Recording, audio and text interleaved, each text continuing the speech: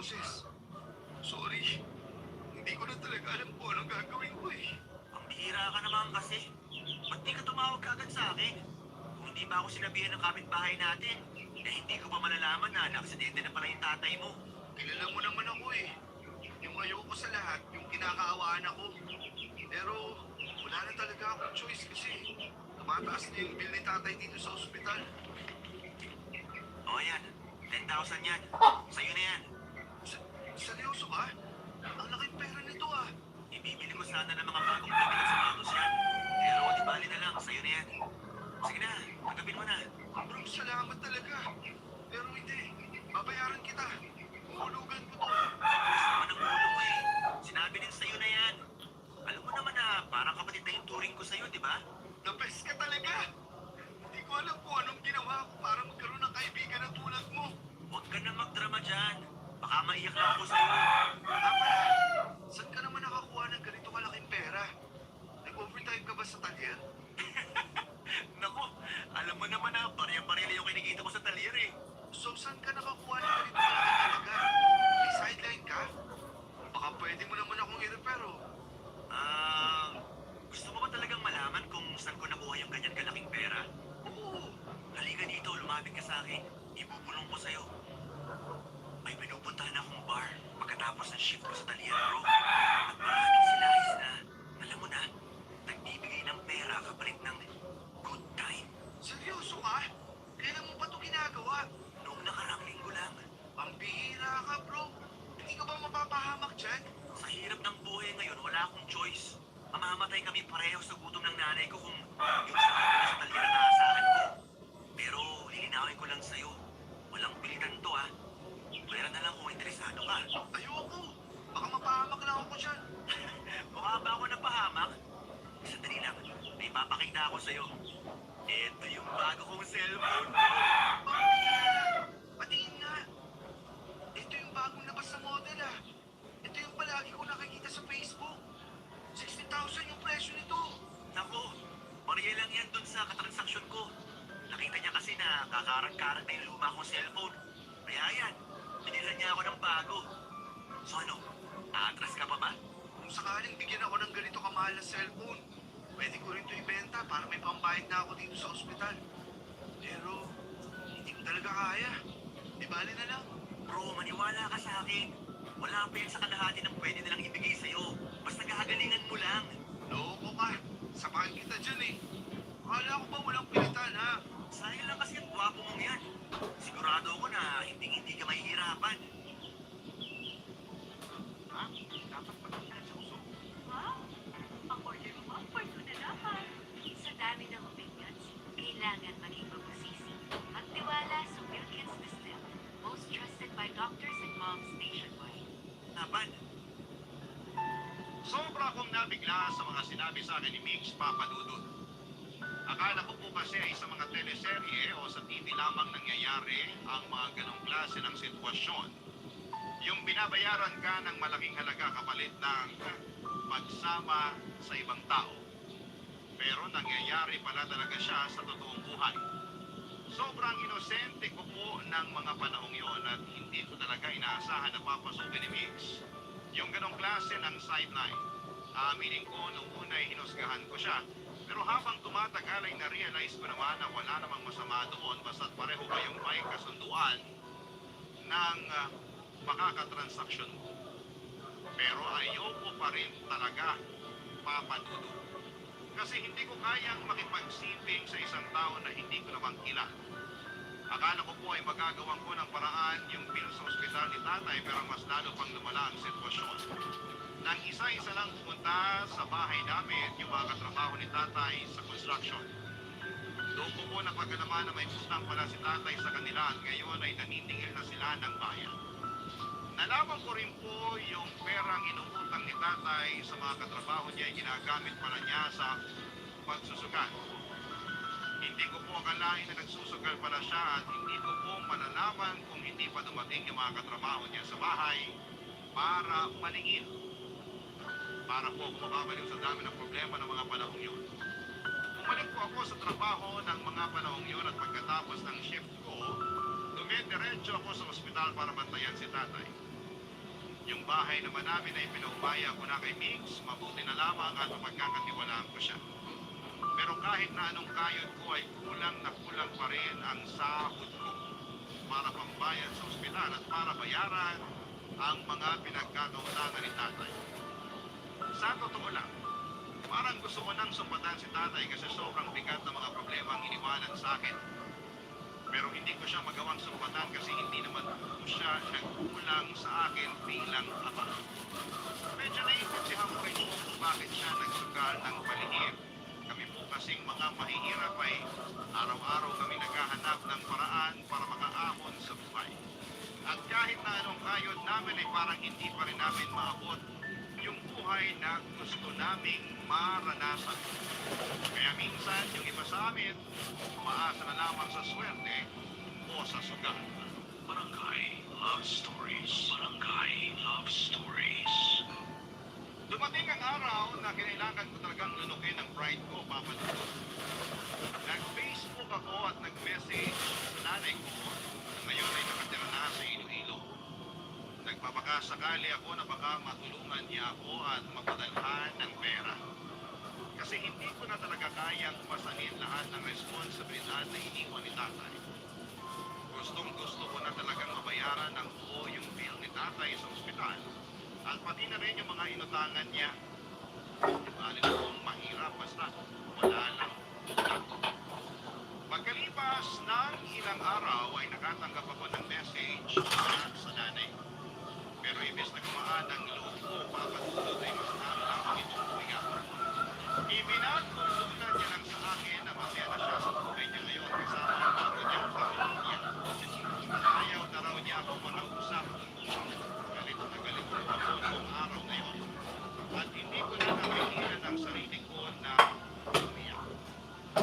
Hindi nagparamdam ang nanay ko sa akin ng ilang taon at ni minsan ay hindi kami humingi ng tulong sa kanya. Pero nagawa niya pa rin ipamukha na parang wala akong kwentang anak at noong araw na yun ay isinumpa ko na hindi ko nakakausapin ang nanay ko at pati na rin yung mga taong may kinalaman sa kanya. At noong araw na yun ay doon ko na napag-isipan na siguro ay eto na yung senyales ko para tanggapin ang inaalok ni Mix. Nadala ako sa bukso ng damdamin kasi naisip ko noon na wala nang mas nakakahiya pa kesa sa tanggihan at kamuhinan ako ng sarili kong ina. Kaya naman, nilubos-lubos ko na yung paglunok ko ng pride ko, Papa Dudut. Nako ako sa bahay ni Mix at doon ko na ikinuwento sa kanya ang desisyon ko na tanggapin ang alok niya. Dito ko na naisip na baka ito na rin ang sagot sa lahat ng problema ko, Papa Dudut.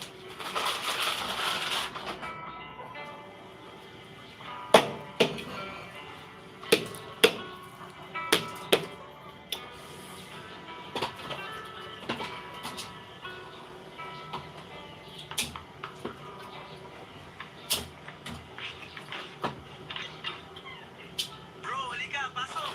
Salamat na. Pasensya na kung hindi na. Mga, goods lang kasi yung nanay ko namamalengke. Kaya solong-solo natin itong bahay ngayon. Pala, kumusta na yung tatay mo? Okay na ba siya? Ayun, nasa ospital pa rin. Pero nagpapagaling na. Mabuti naman kung ganon. Pero bro, mas lalo lang ako ng problema ngayon. O bakit? Anong nangyari? Paano ba naman gusto sa tatay? Hindi sila sa akin ako na pala sa utang. Kaya yan, ako ay nagsisisi ng mga ibangan ng transaksyon. Kaya pala, Ha? naalala mo ba nung isang araw na binabantay mo ko sa bahay niyo? May lalaking sobrang galit habang hinahanap yung tatay mo. Pero hindi ko na masyadong pinansin kasi naalala ko na sila. Pasensya ka na talaga kung pati ito na dami na sa problema ang ginawa ng tatay ko.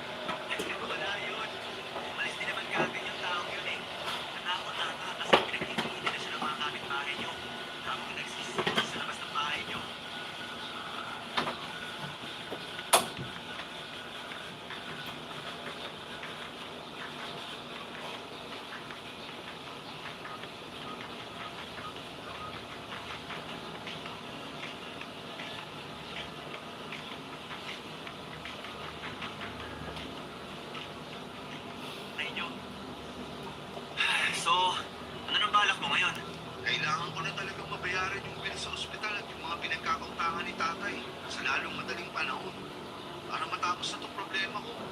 Ilang gabi na rin kasi akong hindi nakakatulog yung dahil lang dito. Bro, pasensya ka na ha. Pero wala akong maibibigay sa'yo ngayon eh. Yung natitirang pera ko kasi, naibigay ko na kay nanay. Wala akong balak mangutang kung maghihingi sa'yo ng pera. Ha? Tinatanggap ko na yung inaalok mo sa akin nung nakaraan. Jed, ikaw ba talaga yan? Sino ka? Anong ginawa mo sa kaibigan ko ha? Hindi ako nakikipaglokohan sa'yo. Seryoso nga. So ano nakain mo at nagbago yung isip mo? Tinanggap ko yung advice mo nung nakaraan. Nag-chat ako sa walang kwenta kong nanay. Ops, sandali lang. Oh, bakit?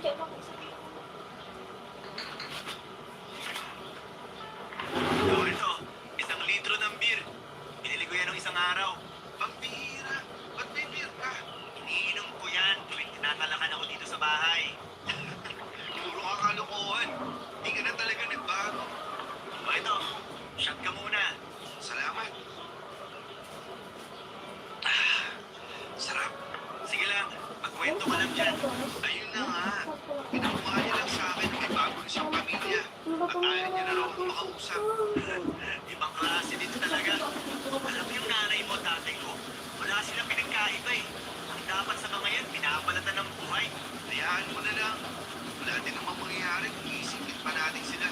Uy, saglit, balik tayo. Seryoso ka? Tinatanggap ko na yung inaalo ko sa'yo nung nakaraan. Oo, bakit? Ayaw mo ba? Hindi naman sa ganon. Nakakapanibago lang kasi. Kilala kita, sobrang taas kaya ng pride mo. Hindi ikaw yung tipo ng tao na basta-basta na lang babawiin yung mga salitang nabitawan mo na. Hindi mababayaran ng pride na yan ang bayarin ko sa ospital at yung mga inutangan ng tatay ko. Isa pa, harap-harapan yung pinagtutultulan ng nanay ko sa akin na wala akong kwentang anak. May masasakit pa ba dun? Lugmok na nga yung pride ko.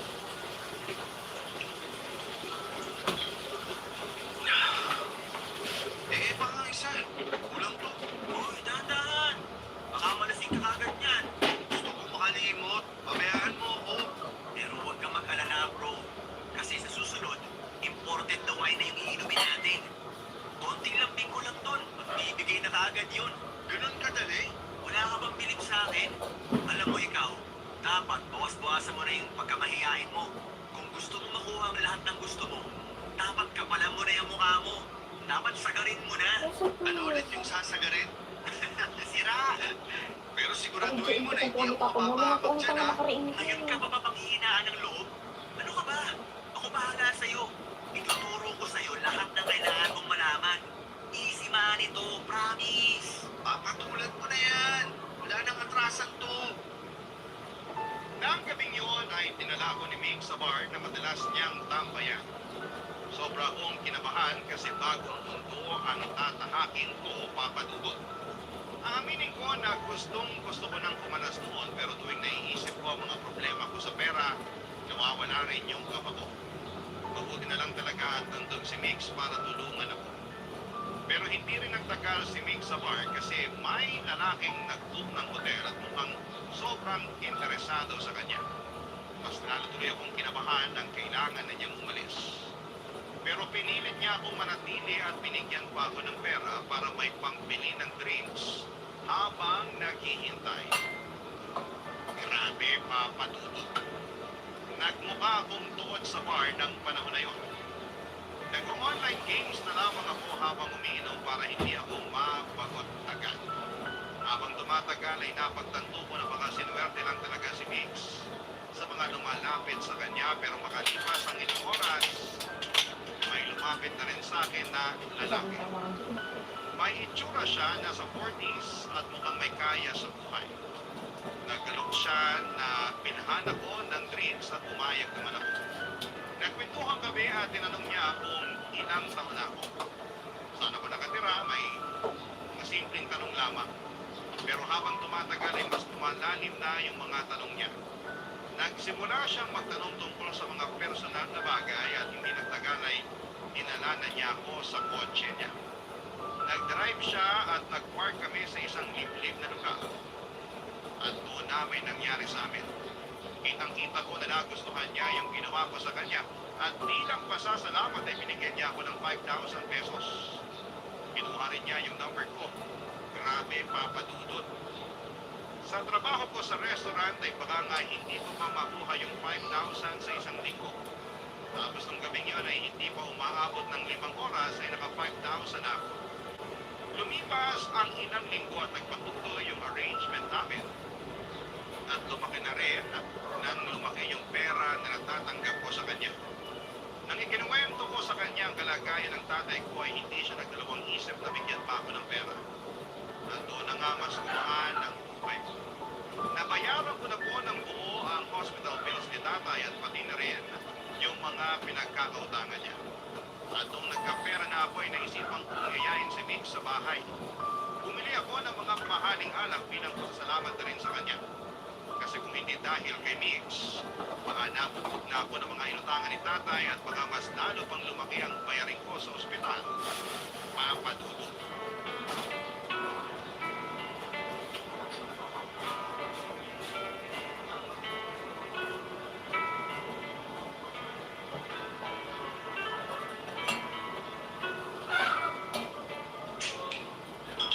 Aba, mukhang big time ka na ngayon ah. Siyempre naman. Alam mo bro, masaya ako para sa'yo. Kasi hindi ka na namumroblema ngayon.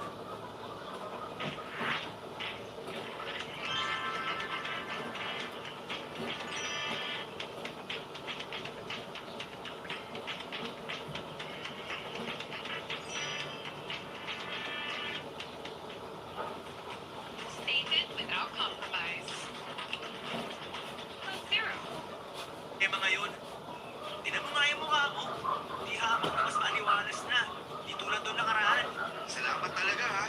Kung hindi dahil sa'yo bro, baka tuluyan na ako napatay ng mga pinagkakautangan ni tatay. At kung hindi dahil sa'yo, malamang mas malaki na yung babayaran niyo sa ospital ngayon. Maliit na bagay, basta ikaw. So ngayon wala ka ng problema, ano balak mo? Itutuloy mo pa rin ba yung ginagawa mo o titigil ka na? Anong titigil? Saglit lang, may papakita ko sa'yo. Kukunin ko lang. Ano yan? Eto, may bago na akong cellphone bro. Uy, hanip! Patingin nga! Astig! Pareho na tayo ng cellphone! Ingit na ingit kasi ako dun sa cellphone mo eh. Kaya yan, nagpabili na rin ako. Gaya-gaya ka talaga! Sana nagpabili ka na lang ng motor! Okay na ako dito sa cellphone. Mukhang namimihasa ka na talaga. So ano nga? Wala ka nang balak tigilan yung ginagawa mo, no? Bala ko naman mag-resign sa restaurant na pinapasukan ko sa Makalaway. Sabi naman sa'yo, di ba? Di hamak na mas malaking kikitain natin dito. Ang sabihin mo, bad influence ka lang talaga. Oy, kung hindi dahil sa bad influence na to, malamang hanggang ngayon pinagtitisan mo pa rin yung cellphone mong mumurahin. May point ka naman. Kamusta nga pala yung lalaki na kagusto sa'yo? Mayaman ba? Kaya man bro, legit. At ang gara ng kotse niya. Tapos hindi siya umayaw kung nangingi ako ng pera. Sana pala ako na lang yung nakabigwit dyan. Kasi yung nagkagusto sa akin, mukhang nauubusan na ng pera eh. Ano ba naman? Nung humingi ako ng pera nung nakaraan, 1,000 lang yung binigay sa akin. Hayaan mo na. Parang dagat lang yan. Minsan high tide, minsan low tide. Expert na expert ah. Sa susunod, ako na May kung nagbigo sila. magpapaturo sa'yo kung paano makabingwit ng big time. Sira. Pero seryoso, sa tingin Gusto ko, ko taon. okay na ako sa Kasi ganitong yung klaseng buhay. uniform mo, Kasi white mabait t-shirt naman lang. yung nagkagusto sa akin eh. Tapos, ayaw niya yung nakikipagtalik ako sa iba. Ayos yun, di ba? Para safe daw. Buti ka pa nga. Kasi yung sa akin kung sino-sino na lang yung pinapatulan eh. Halatang uhaw na uhaw. Mabuti na lang talaga at palagi ako nag-iingat. Eh, nga pala bro, baka pwede mo naman ako i-refer dyan sa kakilala mo. Swerte-swerte mo naman. Hindi mo na kailangan maghanap ng iba para na magkapera. Malabong mangyari yan. Patay na patay kasi sa akin yun eh. Yabang neto. Ano ba yung tsura nung nabingwit mo ha? Baka nakita ko na yan sa bar dati. Ano? Palaging nakasalamin, may balbas, palaging nagsusuot ng may kwelyo, tapos, naka-black na pants at sapatos. Ha? Sino kaya yan? Wala ako nakikitang ganyan sa bar. Di na ako magtataka kasi nung tinanong ko siya kung palagi siyang tumatambay sa bar. Ang sabi niya, first time niya lang daw sa bar na yun. Kapag sinaswerte ka nga naman, no? Yeah? First time mo din sa bar na yun nung gabing yun. Natuhog ka. Pero nakabingwit ka agad ng mayamang maninindigan ka. Kung swerte ako, swerte ka rin. Kasi kung anong meron ako, meron ka rin. Solid tayo, di ba? Solid forever, bro. Basta kapag yumaman ka na, huwag mo kong kakalimutan, ha? Bro, nung mga panahon walang-wala ako, nung mga panahon nalulungkot ako sa pagkawala ni nanay, at nung mga panahon lugmok ako sa problema, ikaw yung laging nandyan para sa akin. Siyempre, hindi kita makakalimutan. Thank you, bro. Love you. Pala, bago ko makalimutan, may pinili nga pala ako para sa'yo. Ano na naman yan?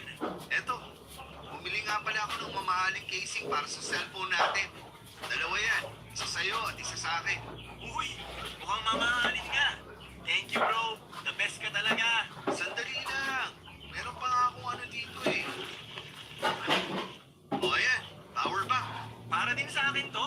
Hindi, gusto ko lang ipagyabang. Joke lang, sa'yo talaga yan. Nice, sensado.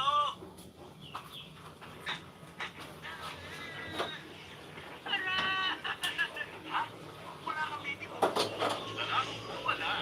Medical advance 400 at card na. Ilang yan? Oh, At tuluyan na nga akong nilamon ang sistema ng panahong yon, Papa Lulu. Aminin ko na naging bulag ako sa mga bagay na nakamit ko. Hindi pala At sa mga magbigos. pagkakataong yun ay parang nakalimutan ko na ang mga prinsipyo ko. Nasilaw ako sa lahat ng natamo ko, sa pera at sa mga material na bagay. Pero sa kabila ng lahat ng yun ay nagpapasalamat pa rin ako kay Mix. Kung hindi dahil sa kanya ay baka hindi ko pa nabayaran mga utang ni tatay at baka mas lalo pang lumaki ang problema ko sa buhay. Lumipas ka ang ilang linggo at nagpatuloy ang pakikipagkita at pakikipag-transaksyon ko sa lalaki nagbibigay sa akin ng pera. Akala ko noon ay ganito lang pala kadali ang buhay. Kung iahalin tulad ninyo po sa online game, para ko nakahanap ng cheat code o hack na nagpapadali ng lahat. Pero isang gabi habang may nangyayari sa amin sa kotse niya, at inaabot niya sa akin ng pera ay may napansin ako sa wallet niya. Sa isang sulyap ay nakita ko ang isang larawan ng pamilya. May kasama siyang babae at bata at bigla akong kinabahan at naramdaman ko yung bigat ng konsensya ko. Hindi ko po inaasahan na sa mga oras na ito habang tinatanggap ko ang pera at pinagpapatuloy ang mga bagay na hindi ko akalaing darating sa buhay ko ay may nasisira na pala akong pamilya. Kung tutuusin, may mga taong nagmamahal sa kanya na posibleng masaktan kapag nalaman nila ang ginagawa namin. Hindi ko na napigilan ang sarili ko at kinumpronta ko siya tungkol sa picture na nakita ko sa wallet niya. Tawa lamang siya at sinabi, hiwalay na raw sila ng asawa niya. Noong tinanong ko kung nasaan ang asawa niya, sinabi niya na nasa mabuting kalagayan na raw at ganoon din ang bata. Kaya hindi ko daw dapat ipag-alala kung may nangyayari sa amin. Nakaramdam po ako papadudod ng kaunting ginhawa. Nang gabiting yun, pagkatapos kung itanong sa kanya ang tungkol sa pamilya niya, hindi na ako namulit pa. Tumahimik na lamang ako papadudod, sa totoo lang ay takot ako. Nang kung magsalita pa ako, ay baka magbago ang lahat. At mawala na ng tuluyan ang pinagkakakitaan ko. Nang mga panahong yon, papadudod. Barangay Love Stories. Barangay Love Stories. Papadudod dumating na sa puntong nakapag-ipon na ako ng sapat na pera at unti-unti ko na rin napapagawa ang bahay natin. Kasabay nito ay unti-unti na rin gumaling si tatay. Ang saya ko talaga, papadudod, ay hindi na lang ako nakakabili ng gamot para sa kanya, kundi pati na rin yung mga simpleng pangangailangan niya. Kaya naman talagang nararamdaman ko ang pagkasenso ng buhay kahit papaano. Pero sa kabila ng mga magagandang pagbabago sa buhay ko ay napansin ko na unti-unti rin nade-depress si Mix. Na Napapansin ko kasi yung mga posts niya sa Facebook at talagang nararamdaman mo na may pinagdadaanan siya. At nung hindi na niya sinasagot ang mga tawag at messages ko ay talagang nag-worry na. Isang araw ay nag-decide na pupunta sa bahay nila at nandun ang nanay niya. At nang tinanong ko kung nasaan si Mix ay sinabi niyang madalas na lang daw na natutulog ito. At isang beses sa isang araw na lang daw kumain. Nag-worry ako lalo at nagtanong ako sa nanay kung ano ang nangyayari. Pero kahit yung nanay niya mismo ay hindi alam kung ano ang nangyayari. Alam ko na may mga pagkakataon sa buhay na ang isang tao ay kailangang mapag-isa para makapag-isip. Kaya sa pag-isipan ko na siguro ay kailangan lamang itiis ng oras para magpahinga at makapag-reflect. Pero dumaan ang isang linggo at wala pa rin pagbabago sa kalagayan niya. Nang pumunta ulit ako sa bahay nila ay ganoon pa rin ang sitwasyon. Si Mix palaging nakahiga ng kasama at bihira pa rin kumain. Noong araw na yun ay hindi na ako nakatiis pa kaya nag-decide ako na bumili ng pagkain sa ating isang restaurant at nag-take out ako. Pagkatapos po noon ay bumalik ako kaagad sa bahay nila. Nang makarating ako ay hindi ko na pinatagal pa at pumasok na ako sa kwarto ni Mix. Hindi ko alam kung anong gagawin ko pero ang gusto ko lang mangyari ay maramdaman na pinalihan ako para sa kanya. Kahit na hindi ko pa alam kung paano ko siya matutulungan. Walang maramdaman niya na hindi siya nag-iisa papadulog.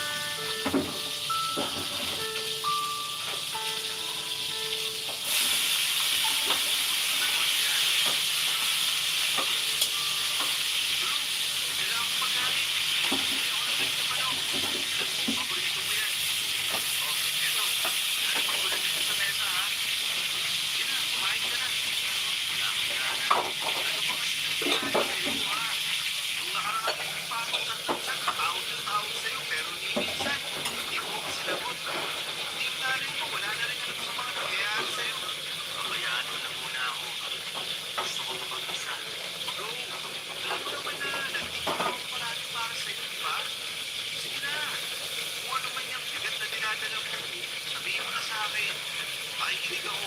Ano bang hindi mo maintindihan sa gusto ko mag-isa, ha? Ang kulit-kulit eh! Sige, ikaw pa ba? Kumayaan na nagkulit ka ng depression mo. Labas mo yan!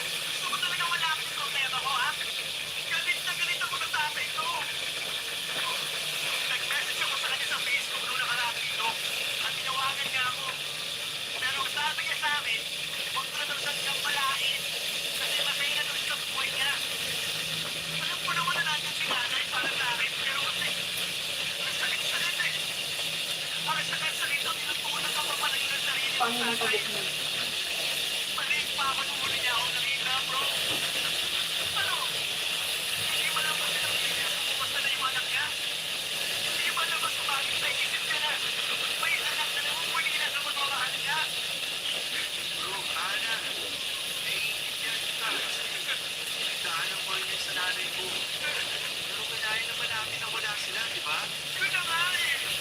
Wala sila nakapag sa mga buhay natin. Pero bakit namumuli na pa rin naman ang sumahal ng isang ama? Alam ko lang na masasagad ako ng ganito. Sana pala, hindi na lang ako nag-message sa kanya sa Facebook. Ikaw naman kasi, dapat sikat sa pool pa lang, ilabas mo yan. Sama ng loob sa tatay mo. Para hindi ka na nasasaktan ng ganito. Pwede naman kasi ng buhay ito eh. Habang wala din naman akong anak para ikamukha sa akin na wala akong kwentang anak. Eh kung tutuusin, kasi itong walang kwentang tatay. Gusto mo, paparang natin yung tatay mo. Naniniwala ka doon? Hindi natin malalaman. Hindi natin susubukan, di ba? Sasabay mo na rin yung nanay kung walang kwenta. Ano yun? Nakabigyan pa tayo ng discount ng papaparang. Nahulog. Pero, thank you bro ha. Napagaan yung pakiramdam ko. Dapat, yung malaki yung dinala ko eh. Dapat, Ana. Ano na ako dyan? Inom na ako kami. Masakit pa nga itong ulo ko. Baklas. Hindi ko maniyaya. Ano ka naman, Anders? Pasensya ka na. Sobrang talaga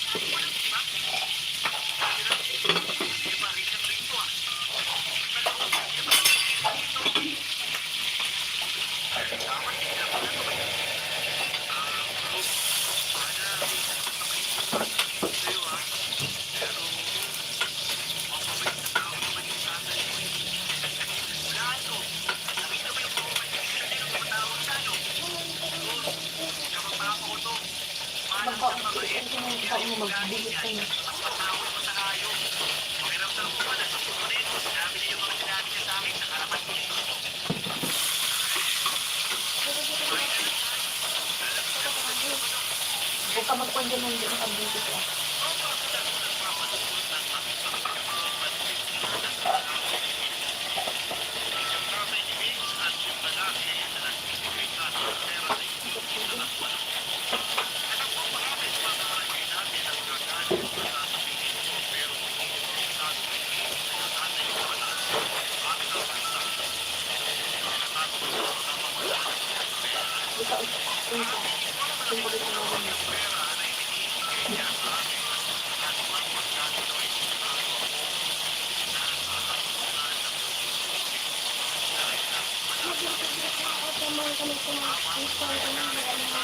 Ada bakit ka pa?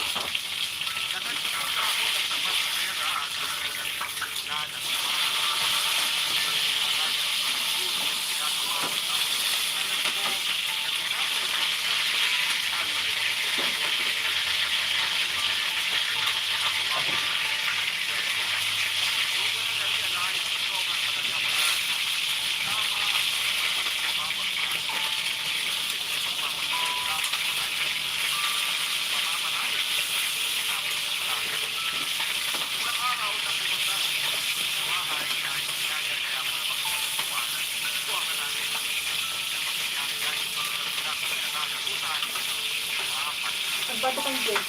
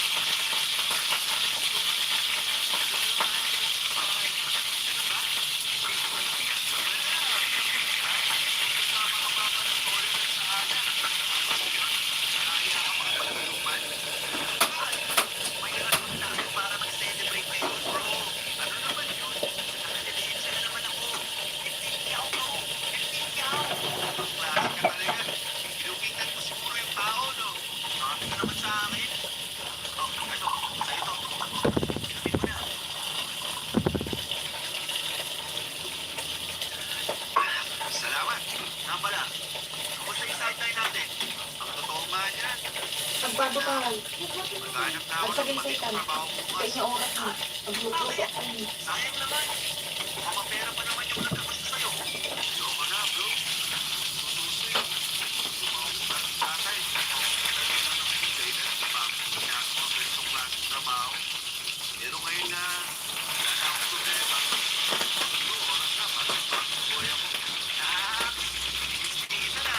Kung sa ganon, sa akin na lang yung sugar papa mo. May picture ka ba nun? Pakita mo naman sa akin, oh. Para malaman ko kung matitili ako o hindi. Ano? Huwag na, hayaan mo na yun. Takot talaga nito. Inom ka na lang. Sarap. Uy, hindi mo ba sasagutin yan? Hindi na. Nga pala, nag-resign na ako sa talyer. Oh? Ba't mo naman ginawa yun? Hindi naman kasi malaki yung kinikita ko dun eh. Kasi isa pa, ang sungit-sungit ng boss namin dun. Ba't ako magtitiis kung may choice naman ako, di ba? Ang hirap kasi dito sa atin. Store ba naman oh? Sino ba kasi to? Patingin nga. Uy, akin na yan. Dali lang. Tatay ko to ah. Magkausap mo yung tatay ko ah. Bro, magpapaliwanag ako. Yung tatay ko ba yung nagbibigay ng pera sa'yo ha? Magsalita ka! Kung di babasagin ko itong cellphone mo! Oo, pero tinapos ko na yung ugnayan ko sa kanya. Bro, maniwala ka. Hindi ko alam na tatay mo na pala yung katransaksyon ko. Ito ko lang nalaman nung pumunta ako sa bahay mo. Matagal mo na palang alam pero nilihim mo pa rin sa akin to. Ang lakas din ng loob mo, bro. Pinagkatiwalaan kita. Tinrato kita ng parang kapatid. Tapos ganito yung gagawin mo sa akin? Kaya ako nga tinatama yung mga pagkakamali ko, di ba? Sana wag mo naman akong husgahan. Bro, di ba solid tayo? Hindi mo naman sana ako.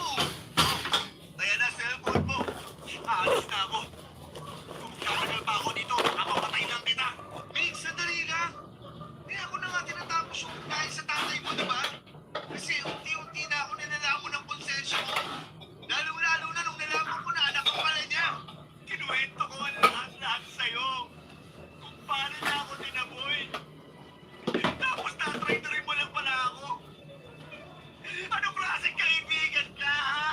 Kinailangan ko ng pera. Sino ba sa atin yung hindi nakakailangan ng pera, ha? Kaya nga natin pinasok ang mundo na to, eh. Kasi salat na salat tayo sa buhay. Niya mo, ijoy-joyin Pero niya. yung hindi ko matanggap-tanggap Iyawit mo, iiwag mo ay ko yung na. paano mo Ilang nagawang kita tisin lang yung pakikipagsiping sa tatay ko. Kanin ba yan? Habang nagpapanggap ka na wala kang alam sa harapan mismo ng sarili niyang anak. Mix, simula pagkabata pa lang, magkaibigan na tayo. Kailan mo ako? Alam mo mismo sa sarili mo na hindi ako ganitong klaseng tao. Huli na ang lahat. Kung sinabi mo sa akin na mas maaga ko, siguro napatawad pa kita. Pero hindi eh. Nagpakasaya ka sa piling ng sarili kong tatay. Napaka-ahas mong kaibigan. Kunwari ka pa nag-aalala ka sa akin. Pag-usapan naman natin ng maayos to. Ayaw mo talaga akong layuan, ha? Layuan mo ako!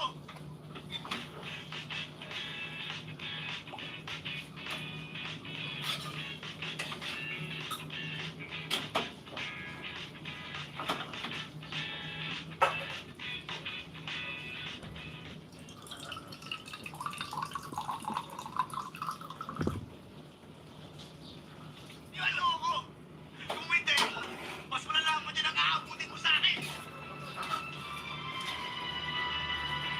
Papadudod, ang dami ko pong tinamong galos noong araw na yon. Pati yung tatay ko ay nag-alala sa akin. Pero nagsinungaling ako at sinabi ko sa kanya na napaglipan lamang ko sa may kanto. Pero kahit na ang dami kong galos ay hindi ko pa rin makuhang magalit kay Mix kasi tama naman ang mga sinabi niya. Kasalanan ko rin kung bakit hindi ko siya sinabihan ng mas maaga tungkol sa mga nalaman. Sinubukan ko pong puntahan si Mix sa bahay nila pero hindi na niya ako kinausap. Ang nanay na lamang niya ang humaharap sa akin pero mukhang walang alam ang nanay ni Mix ng mga panahon na yon. At nakita ko rin na linak ako ni Mix sa Facebook. Mukhang pinutol na nga talaga ni Mix ang ugnayan naming dalawa. Ang totoo po niyan ay sobra akong nangihinayang kasi para ko na siyang kapatid. At kung maibabalik ko lamang ang panahon, sana'y hindi ko na lamang ginawa yung mga nagawa ko. Madaling kitain ang pera. Pero ang pagmamahal ng isang tunay na kaibigan ay mahirap hanapin. Kaya sa mga kabarangay natin dyan, kung may mahal kayo sa buhay, huwag na huwag kayong magsasawang iparamdam sa kanila na importante sila sa inyo at huwag nyo silang paglilihiman. Ayaw ninyong mangyari sa inyo yung nangyari sa akin. Sa ngayon po, Papa Dudut, ay nakahanap na ako ng trabaho bilang clerk sa isang kilalang convenience store. At wala na rin akong balita kay Mix. Pero tuwing napapadaan ako sa bahay nila ay napapansin ko na palaging walang tao doon. Ang totoo niyan ay sobra akong na-curious kung ano nga ba ang kalagayan ni Mix at ng nanay niya, pero mukhang hindi ko na talaga makukuha ang sagot sa mga katanungan kong yun. Kung sakali man po na may mga bagong kaganapan sa buhay ko ay makakaasa po kayo, Papa Dudut, na magpapadala ulit ako ng sulat sa inyo. Maraming salamat po sa pagbibigay sa akin ng opportunity para may kwento ko sa inyo ang isa sa mga pinakamasaklap na bahagi ng buhay ko. Ang inyong forever kapuso at kabarangay, Jen. Ano ang masasabi mo sa ating Barangay Love Stories today? Aabangan namin yan sa aming comment section.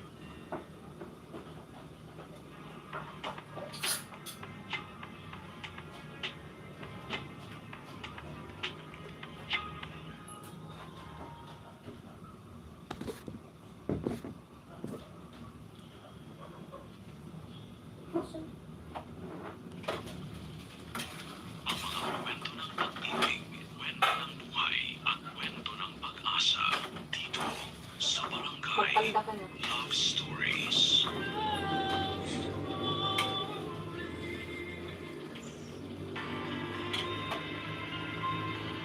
First love, ito ang pag-ibig na kailanman ay hindi mawawala o malilimutan ng ating isipan. Ito rin ang klase ng pag-ibig na maaaring mag-iwan ng magagandang alaala sa paglipas ng panahon. Ikaw, kabarangay, anong karanasan ang pumatak sa'yo noong nakilala mo ang first love mo?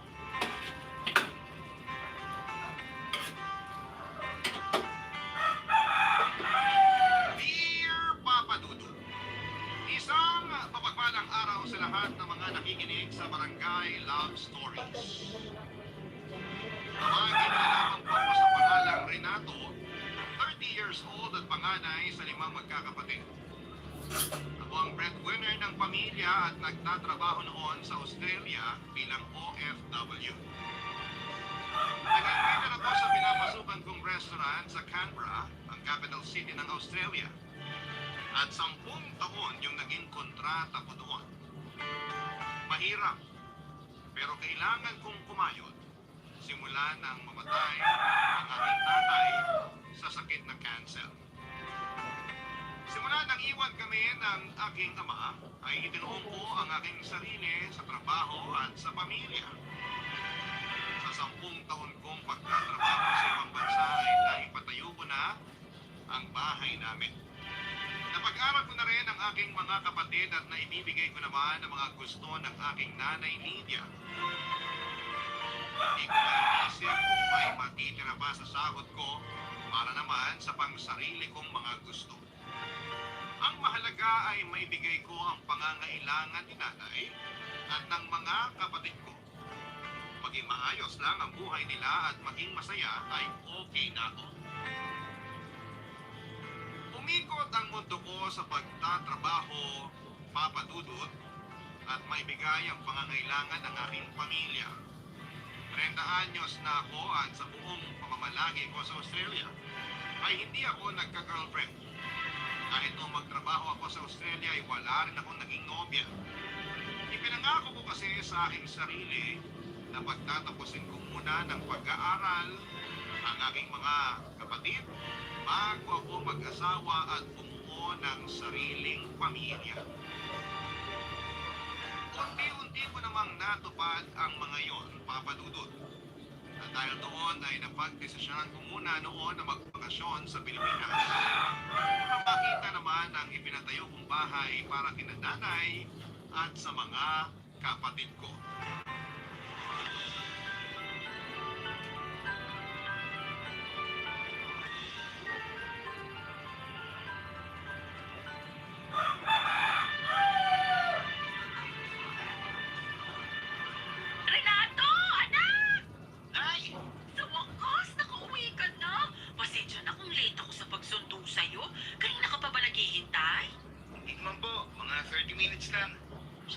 po sa inyo, magta-taxi na lang ako.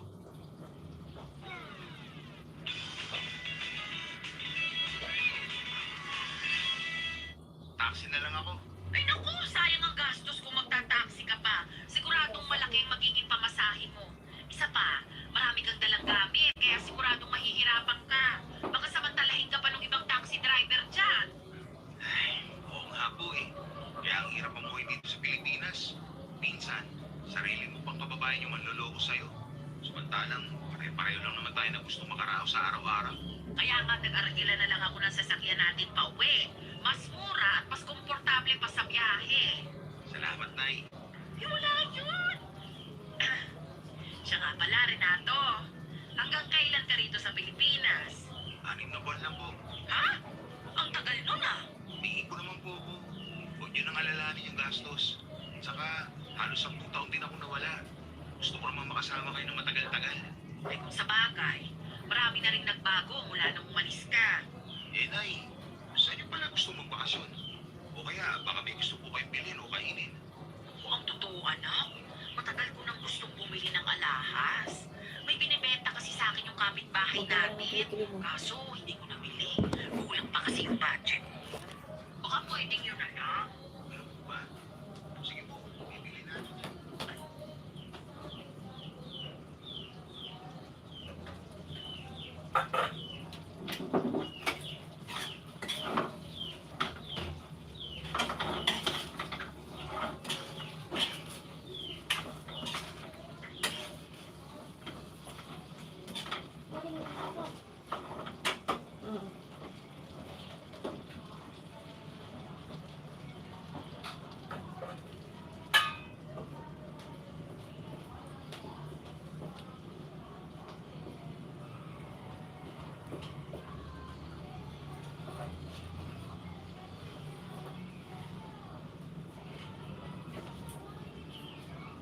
Nagpampanglo ka na.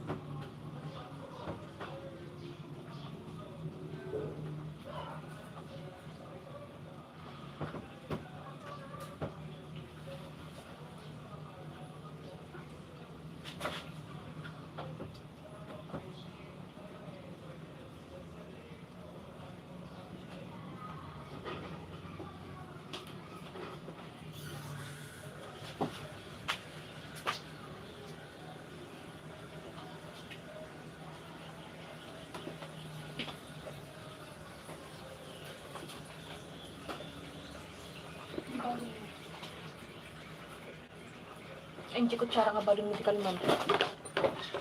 Buti ko siya yung tugot ko. Buti ko siya kutsara na ng kayan.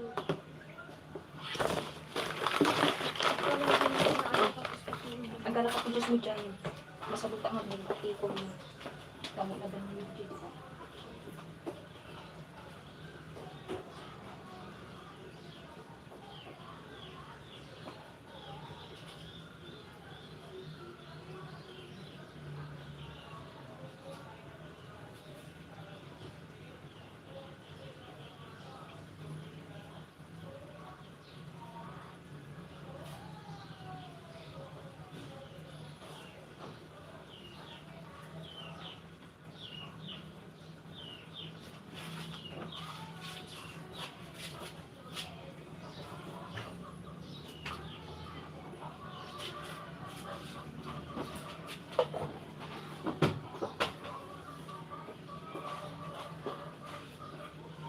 nag-medyas mo di ka naman yung inusan mo. Nag-medyas na inusan mo di ka naman.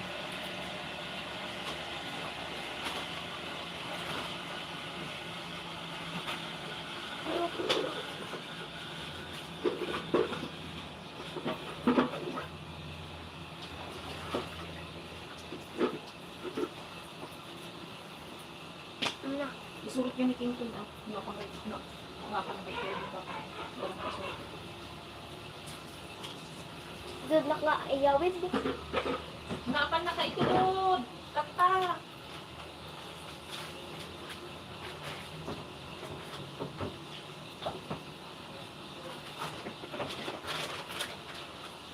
Ang kurang grabe ako ang basa yun.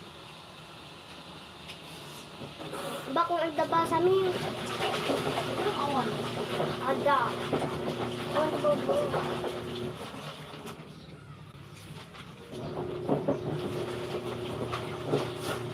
Tawad mo, teka lang niti.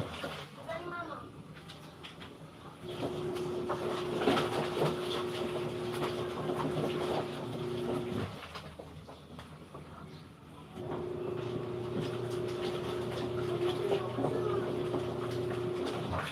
Ada kami.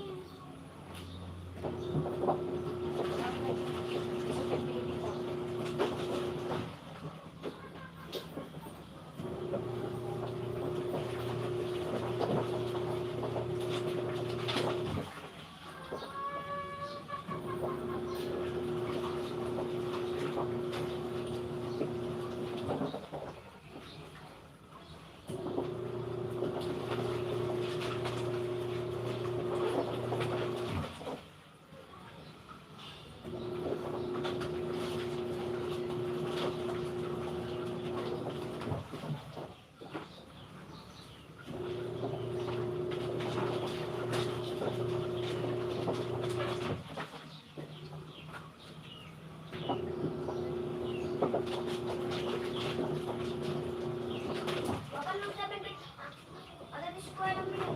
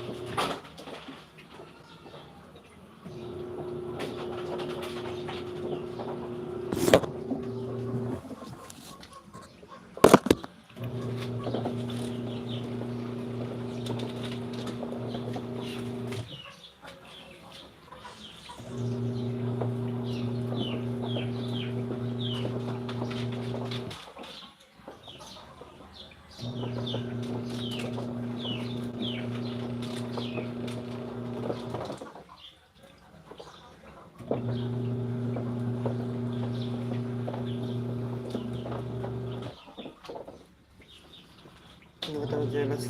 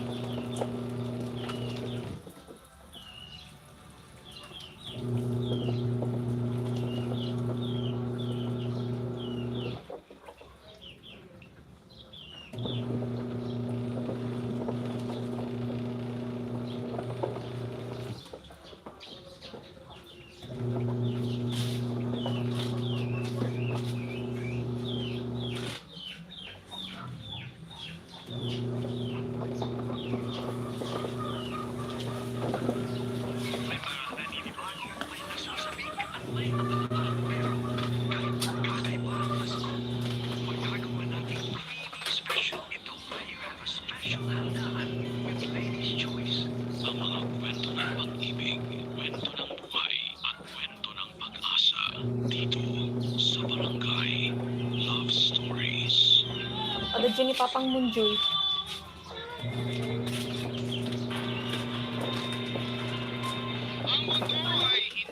patas. Yan. May mga taong nananalo at meron namang natatalo. Ito ang dahilan kung bakit ang ilan ay nakagagawa ng kasalanan na sa huli ay kanila rin palang pagsisisihan. Ikaw kabarangay, naniniwala ka ba talagang life is unfair?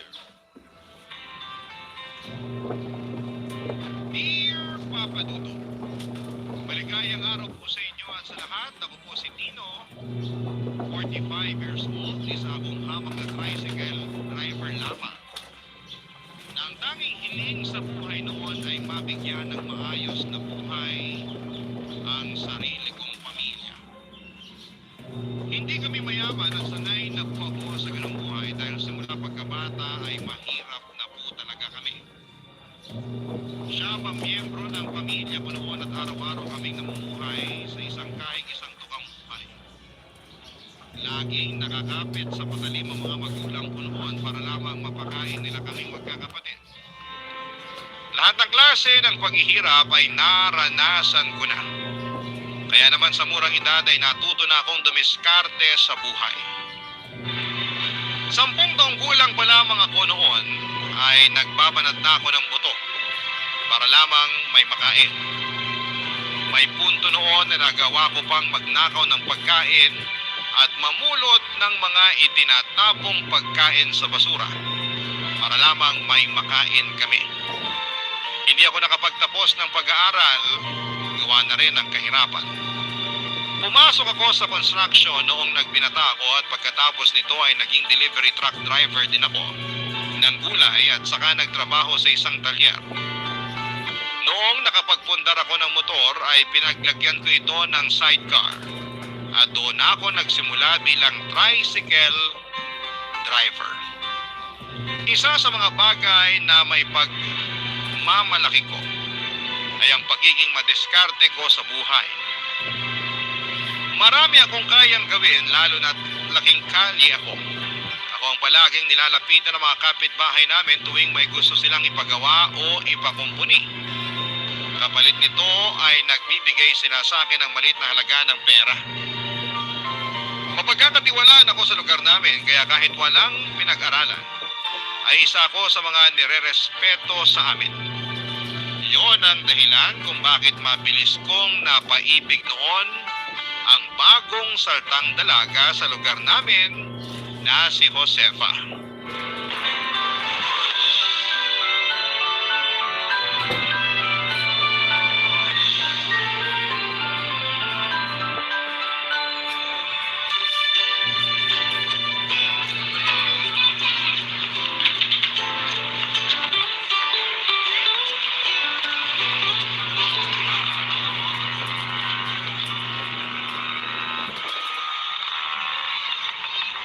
Miss, tricycle? Ay, hindi po. Kuya, pwede pong magtanong? Pwede naman. 10 piso kada tanong. Ulo? Biro lang. Ano ba tatanong mo? Parang naliligaw po yata ako. Hindi po ba ito yung kalsadang to? Ito pong nakasulat sa papel? Patingin nga. Ayan po, oh. Ah, oo. Dito nga to. Bakit? May sadya ka ba rito? O, miss, ito yung papel. Yung pinsan ko po, susunduin daw niya ako sa terminal kaninang umaga. Kaso nasa trabaho pa raw siya, kaya tinext na lang niya sa akin yung address. Hindi ko naman siya matawagan kasi lobat na ako. Oo, nasa tamang lugar ka. Sino ba yung pinsan mo? Si Dondon po, baka kilala niyo po. Ah, si Don Don. Yung si Kyo. Oo, kilala ko siya. Nakakainuman ko yun eh. Magpinsan kayo? Opo, magkapatid yung mga nanay namin. Ah, ganun ba? Mukhang galing ka pa sa malayang lugar ah. Marami ka yatang dalang bag. Opo, galing pa po ako ng Negros. Kinuha ako dito ni Kuya Dondon kasi may nahanap siyang trabaho para sa akin dito. Ah, kaya pala. Eh, kaso paano yan? Nasa trabaho pa yata si Don Don. Manigurado, nakasarap pa bahay nun. Kaya nga eh, aantayin ko na lang po siya. Malapit na rin naman umuwi yun kasi patapos na raw po yung trabaho niya kanina. Nag-overtime lang siya sa trabaho kasi wala pa raw yung karelyebo niya. Kung ganun, dito ka na lang muna sa may lilim. Ano, gusto mo? Para hindi ka mainitan dyan habang nag-aantay kay Don Don. Sige po. Teka. Tulungan na kita dyan sa mga gamit mo.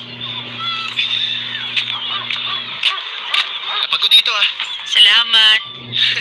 Walang anuman. Yan lang naman yung bahay ni Don eh. Kita mo yung malaking bahay na may green na gate? Opo. Diyan siya nakatira? Hindi. Yung katabing bahay niyan, dyan siya nakatira. Yung may nakadikit na tarpaulin sa may tindahan. Tapos yung katabing bahay, dyan naman ako nakatira. Magkapit bahay lang pala kayo. Oo, dati ko yung kainuman kaso tumigil na sa pag-inom simula nung nakapag-asawa. Teka. May asawa na si Kuya Dondon? Oo, meron na. Hindi mo ba alam? Pero dati pa yun. Naghiwalay na rin sila. Hindi rin naman kasi sila kasal. Nag-live-in lang. Kaya naman pala wala siyang nakukwento sa amin. Hiwalay na pala. Wala pa silang anak? Wala. Mabuti nga kamo na hindi sila nagkaanak kasi mas lalong pahirap yun sa buhay ni Dondon kung sakali. Ano po bang nangyari? Bakit sila nagkahiwalay ng live-in niya? Friday na, let's eat monggo, 1 kilo, pork sarap in just 1 kilo. Live-in niya? Palandi yung babae. Nakahanap ng mas mayamang lalaki kaya yun, sumama agad. Ay, grabe naman pala. Naya ko nga na mag-inom si Dondon nun eh. Kasi nga warak siya pero hindi na talaga siya umiinom. Yun din naman yung magandang bagay na naidulot sa kanya ng ex niya. Natigil siya sa mga bisyo niya. Mabuti naman. May napala rin naman pala siya kahit papano. Ano palang pangalan mo? Josefa po. Kayo po. Celestino. Pero tawagin mo na lang akong Tino. Nice meeting niyo po. Ilang taong ka na? 24. Ang bata mo pa pala. Bakit po kayo? Ilang taon na? Wala mo. 35? Hindi naman ako ganun katanda. Mukha na ba akong 35? Ay, sorry. Ilang taon na po ba kayo? 29 lang ako, pero naiintindihan ko naman. Araw-araw ba naman kasi akong pagod tsaka babad sa initan kaya mukhang matanda na talaga yung tsura ko. Hindi naman. Mukha naman kayong 27 eh. Asus, binawi mo pa yung 35. Ayos lang yun, walang kaso. Malapit na rin naman ako mag-30 kaya parang ganun na rin. Teka, yan na ba si Kuya Dondon? Yung nakamotor na tumigil dun sa may tarpaulin sa tindahan? Oo, siya na nga yan. Halika na. Tulungan kita magbuhat ng mga gamit mo. Ay, sige po. Salamat. Huwag mo na ako pinupo. Pakiramdam ko tuloy, ang tanda-tanda ako na talaga eh. Sorry. Sige. Tatawagin ko na lang kayong Tino. Yan, mas maganda pa yan.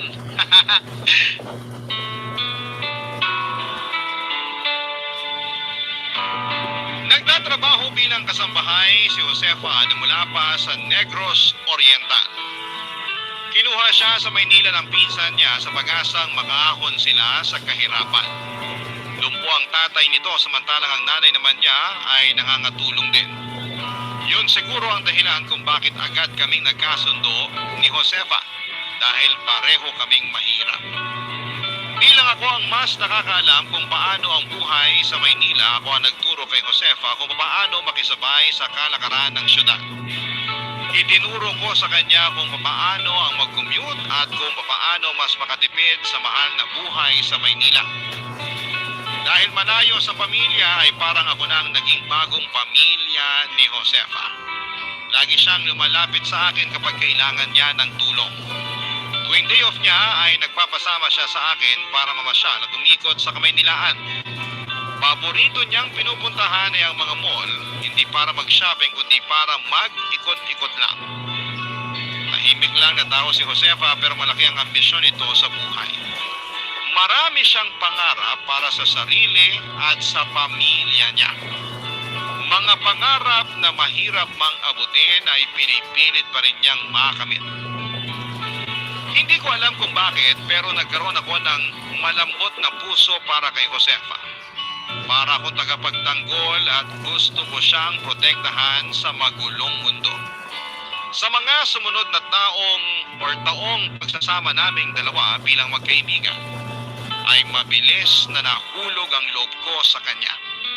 Niligawan ko siya at sinagot naman niya ako, Papa Dudut. Lumipas nga ang 2 taong pagsasama namin bilang magkasintahan ay nagkaroon kami ng isang anak.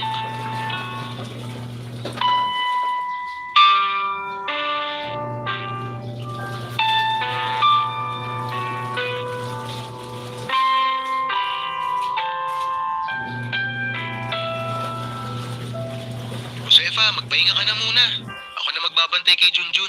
Hindi, ikaw ang kailangan magpahinga kasi mamamasada ka pa bukas. Mahirap magtrabaho ng walang tulog.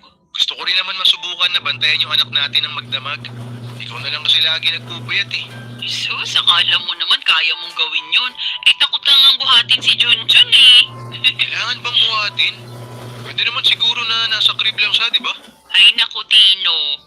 Kapag magpapalit ng diaper o kaya kapag umiiyak, kailangan mo siyang ihele. Ang liit kasi niya masyado eh. Nakakatakot, baka mabitawan ko. Huwag kang mag-alala. Kayang-kaya ko namang magpuyat para sa anak natin eh. At saka nababawi ko naman tulog ko kapag tulog na rin si baby. Ay, ganito pala maging magulang, no? Nakaka-excite tsaka nakakakaba. Bakit ka naman kinakabahan? Siyempre, ang liit pa lang ng anak natin eh. Kapag umiyak siya, hindi natin alam kung may masakit ba sa kanya o kung gutom siya o kung ano man. Yun ang mahirap.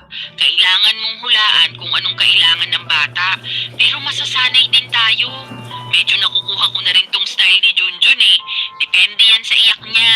Paanong depende sa iyak? Kapag malakas, diretso at paulit-ulit, ibig sabihin nun, gutom na siya. Kailangan mo na siyang ipagtimpla ng gatas niyan. Talaga ba? Oo, tapos kung mahina at paungol naman yung iyak, ibig sabihin, inaantok na yung bata at kailangan na niyang matulog. Oo, ganun pala yun. Kapag naman nagwawala at hindi mapakali, kailangan nang magpalit ng diaper. Galing ah. Lahat yun napansin mo talaga? Siyempre, ganyan ang mga nanay. Kahit hindi pa makapagsalita ang mga bata, ramdam na nila kung anong kailangan ng anak nila. Tapos eto pa, kapag tahimik tapos biglang umiyak, ibig sabihin may masakit sa kanya. Kailangan pala, aralin ko na rin yung iba't ibang klase ng iyak ni Junjun para kung sakaling tulog ka o di kaya may ginagawa, alam ko kung anong gagawin ko. Basta magtulungan lang tayo, kakayanin natin to. Oo naman, alam kong kakayanin natin to. Tulungan lang talaga ang kailangan dyan. Alam mo noon, natatakot ako bumuo ng pamilya. Bakit naman? Kasi tingnan mo naman, tricycle driver lang ako. Parang sa araw-araw nakita ko, di pa sasapat yun para bumuhay ng isang pamilya eh. Alam mo naman na lumaki ako sa malaki at mahirap na pamilya. Ayokong iparanas yun sa mga magiging anak natin. Ako rin naman. Ayokong maranasan ni Junjun yung paghihirap na nadanas ko nung bata pa ako. Kaya nga ang plano ko, kahit mag-ihaw-ihaw lang ako dyan sa tapat kapag kaya na para makatulong ako sa mga gastusin. Huwag mo na munang isipin yan. Magpagaling ka na muna, tsaka kailangan ka ng anak natin. Ako na lang bahalang dumiskarte para sa atin.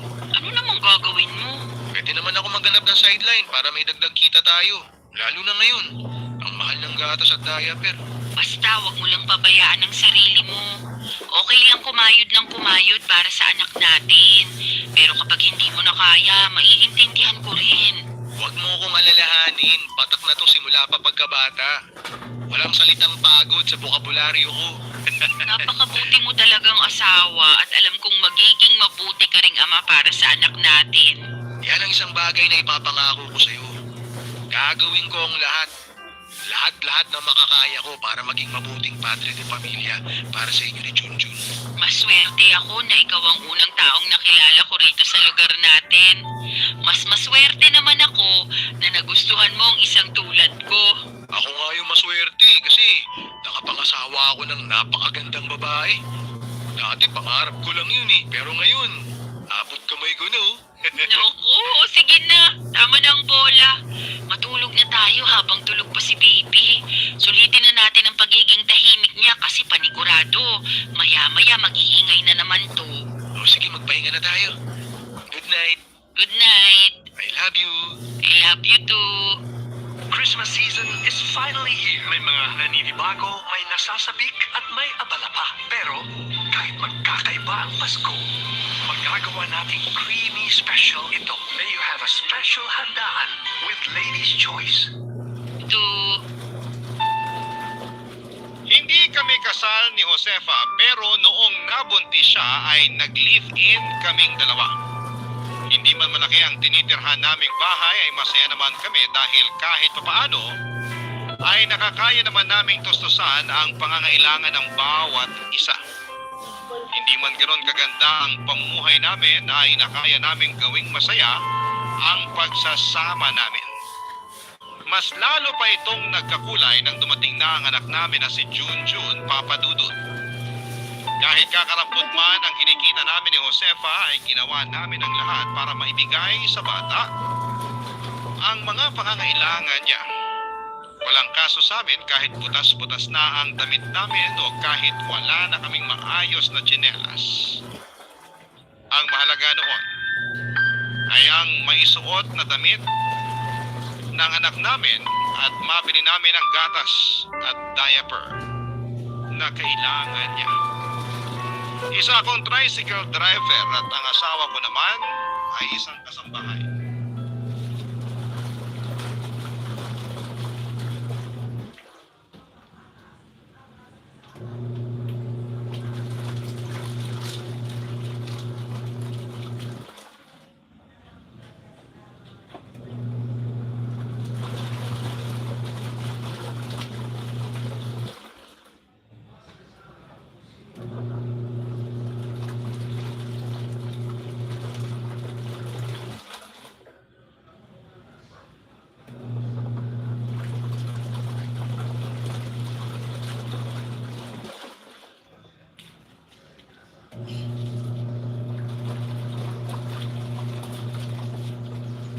Driver at ang asawa ko naman, ang sabi nila ang lahat ng pagsubok na ibinibigay sa buhay ng tao ay may dahilan. Pero hanggang kailan mo kakayaning pasanin ang pagsubok na yon para lamang mahintay ang sagot sa tanong na ano nga ba ang dahilan para lumaban at patuloy na mabuhay? Dear Papa Dudut, isang magandang araw sa lahat ng mga kapuso at kabarangay na nakikinig ngayon sa inyong programa. Ako nga pala si Dexter, 36 years old at nagtatrabaho sa isang advertising company dito sa Mandaluyong. Sa totoo lang, ngayon pa lamang ay medyo naluluhan na ako habang sinusulat ko ito. At sana ay may share ko ng maayos ang kwento namin ni Aubrey. Mapadudot bago pa lamang ako noon sa kumpanya bilang isang production artist nang makilala ko si Aubrey. Siya ang aming creative director. Sa unang beses pa lamang na pagkikita namin sa opisina niya para ipaalam sa akin ang mga dapat at hindi ko dapat gawin sa oras ng trabaho, ay aminado akong attracted na ako sa kanya. Maganda kasi talaga siya, Papa Dudut. Matangos ang ilong, makinis ang mukha at singkitin ang kanyang mga mata. Dinagdag pa na maganda ang kutis niya at malingkinitan ang kanyang katawan. At para mas lalo ninyong ma-imagine kung gaano siya kaganda, ay malaki ang pagkakahawig niya kay Miss Sanya Lopez. Kaya walang lalaki ang hindi hahanga sa unang beses na makita siya. Pero sa kabila ng napakagandang mukha ni Aubrey, ay ang pagiging mataray at suplada niya, Papa Dudut. Medyo perfectionist siya pagdating sa kanyang trabaho. At sa konting pagkakamali mo lamang ay ipaparamdam niya sa'yo na parang ikaw ang pinakabobong empleyado niya sa opisina. Minsan ko na kasing naranasan na masigawan niya nang nagkamali ako sa trabaho. At paglabas ko nga ng opisina niya, naabutan ko pa ang mga kasamahan ko sa trabaho na nagkakatuwaan at nagpupustahan kung hanggang kailan daw kaya ako tatagal bilang production artist ni Aubrey. Marami na raw kasi ang nag-resign dahil sa ugali niya. At akala ko rin na hindi ako tatagal sa trabaho ko. Pero hindi ko napansin na halos isang taon na pala ako dito sa kumpanya. Papadudod sa mga kaopisina ko rin nalaman na si Aubrey ang tipo ng babae na walang alam puntahan kung hindi bahay at trabaho lang. At kahit kailan daw kasi ay hindi siya sumama sa kahit na anong get-together na para sa mga empleyado. Wala rin siyang kahit na sinong matatawag na kaibigan o close man lang sa opisina. Siguro nga kasi ay masyado siyang mataray. Siya yung tipo ng boss na kahit konting pagkakamali lang ng isang empleyado ay parang magugunaw na ang mundo sa galit.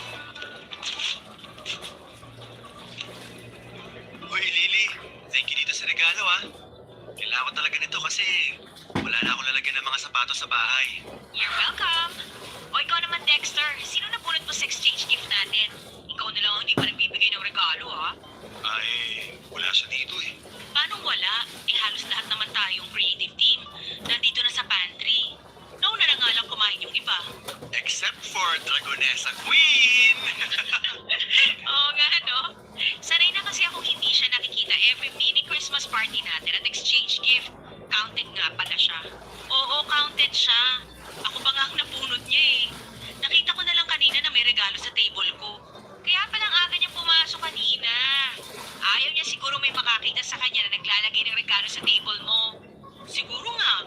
Kasi ako yung pinakauna sa ating pumasok pero pagdating ko kanina, nasa table na siya ng office niya. So paano ba yan, Dexter? Mukhang kakailanganin mo talagang pumasok sa isang nag-aapoy na kuweba para maibigay yung regalo mo sa kanya. Ay, dali ko na rin itong pagkain niya. Pinagtabi na namin siya.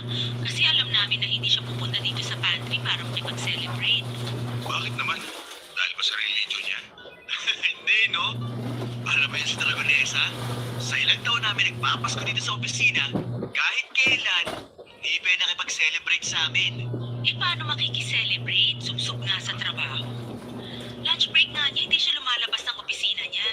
Kasi nga, mas gusto niya mag-amoy kuweba siya kaysa makibonding sa atin. Nako, good luck sa'yo, Dexter, kung paano mo ibibigay yung regalo mo sa kanya. Sama pa naman ang ugali nun. Kaya baka tarayan ka lang niya kapag inabot mo na yan. Ikaw talaga, Nolan. Kung ano-ano na naman ang sinasabi mo tungkol kay Miss Aubrey. Mabait naman yung tao. Stricto nga lang pagdating sa trabaho. At iba ang stricto sa masama ang ugali. Pero na rin yun. Di wala nga siyang pakialam sa mga kasama niya sa trabaho eh. Sinabi mo pa. Naalala ko tuloy nung nagkasakit ang anak ko, tapos 1 linggo akong absent. Hindi nga niya ako binigyan ng suspension dahil sa absent ko. Pero hindi niya rin in-approve ang mga emergency leave request ko. Ilang araw tuloy akong walang sinweldo dahil sa kanya. Pero diba, in-explain naman ni Miss Aubrey kung bakit hindi na-approve ang mga leave request ko. Dahil wala kang na-submit na medical documents that time. Required kaya yun para sa mga nag-leave. Kahit na, no? Yung ibang manager nga, ina-approve yun.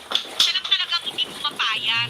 Sabi ko, sumusunod lang naman si Miss Aubrey sa policy ng opisina natin. Perfectionist nga kasi sa trabaho si Miss Aubrey. Kaya yun niya na may nagkakamali. Mas lalong ayaw niya sa mga empleyado na hindi sumusunod sa policy niya at ng opisina na to. Saka pwede ba, iwasan na natin ang pagsasalita ng negative sa kanya. Hindi pa naman natin siya kilala talaga para husgahan natin yung buong pagkatao niya.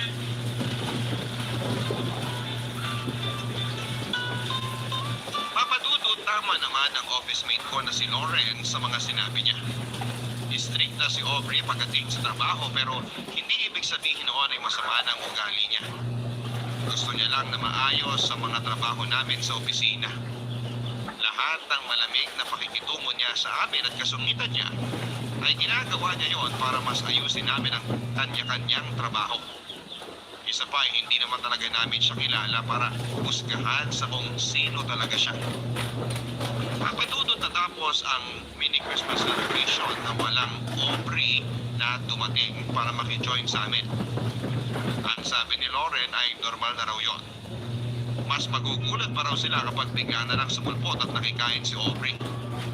Kagaya ng dati ay nakakulong lamang siya buong maghapon sa opisina niya. Hindi ko siya nakitang lumabas para kumuha ng pagkain o inumin. Medyo pinaproblema ko tuloy kung paano ko ibibigay sa kanya ang regalo ko at ang ibinili na pagkain sa akin na para sa kanya. Sa totoo lang, papadudot ay nagawa ko ng pangalan niyang nabunot ko para sa exchange gift namin. Kahit noong una ay napapaisip na kagad ako sa kung ano ba yung regalo ang ibibigay ko sa kanya at kung paano ko yun iaabot. Pero mas nangibabaw pa rin ang tuwa dahil magkakaroon ako ng dahilan para makausap siya ng hindi related sa trabaho. Sa totoo lang, para kasing ang hirap niya kasing lapitan at kausapin. Lalo na kung hindi trabaho ang pag-uusapan. Kaya naman magkahalong kaba at excitement ang naramdaman ko habang inaabangan ko siyang lumabas ng opisina niya. Kaya lang nang ma-imagine ko na baka tama si Nolan inatarayan niya lang ako kapag binigay ko sa kanyang regalo, ay nag-decide akong ilagay na lang yon ng palihim sa opisina niya. Papadudot, makapunan nang sa wakas ay mabukas ang pinto ng opisina ni Aubrey at lumabas siya para siguro kumuha ng tubig sa pantry. Saglit akong pumasok sa opisina niya at nilagay ang regalo ko para sa kanya, pati na rin ang pagkain. Nang makabalik ako sa table ko ay medyo natahinga na ako ng maluwag at muling nakapagtrabaho ng maayos.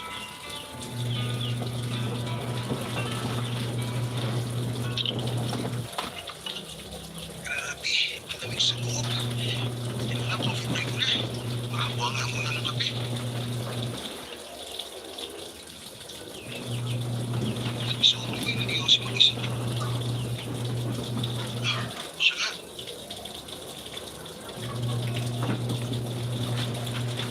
Miss Aubrey, gusto mo ng kape? Hindi, okay lang. Salamat. Ikaw, Yossi, gusto mo? Meron pa akong extra. Hindi po kasi ako nagsisigarilyo eh. Magkakape lang po talaga ako kasi sobrang lamig po sa loob ng opisina. Pwede ba wag mo na nga akong binuko? Mas matanda ka pa kaysa sa akin. Oh, okay, sige. Break time mo ba? Tapos ka na sa trabaho mo sa loob?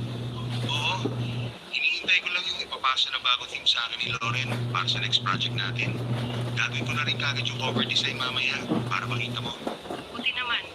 Para hindi tayo palagi nagkahabol sa deadline. Ayoko kasi talaga na natatambakan ng trabaho. Sabi nga nila sa loob, excited daw sila palagi sa deadline na binibigay ng mga client natin. Hindi ko kasi gusto na nasasanay silang pumipetix-petix. May mga bagay na dapat pang trabaho ko ay nang tapusin. Sabagay, so okay naman talaga yun. Para hindi tayo napipressure palagi sa deadline. Salamat nga pala dun sa regalo mo. Wala yun. Saan mo pala nabili? Tsaka, paano mo na sigurado na wala pa akong kopya mo? Alam mo kasi, ilang taon ko nang hinahanap yung librong yun eh.